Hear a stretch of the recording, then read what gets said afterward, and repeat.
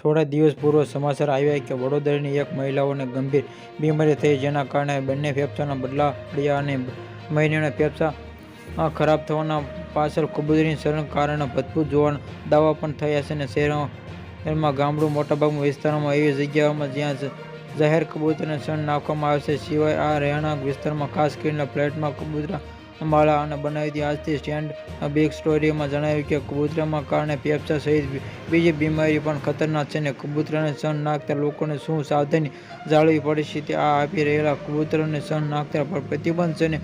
તો અમદાવાદ શહેરમાં હાલના સમયે ઠેર ઠેર કબૂતરો જોવા મળે. પશ્ચિમ વિસ્તારના ડ્રાઈવરોને પણ આ દૂરદર્શન ટીવીના આ ભાગીદારમાં કબૂતરના આ સ્થળોમાં ખુલ્લી જગ્યાએ પણ કબૂતરોને શરણ નાખતા નજરે પડ્યા હતા. બીમારી સંબંધી અમદાવાદ ડ્રાઈવર રોડ નજીક કબૂતરા પણ શરણ નાખવા આવેલા સંગીત અનુજાબેન મુલાકાત લઈને સંબંધિત ડોક્ટરે કહ્યું કે કબૂતરની શરણ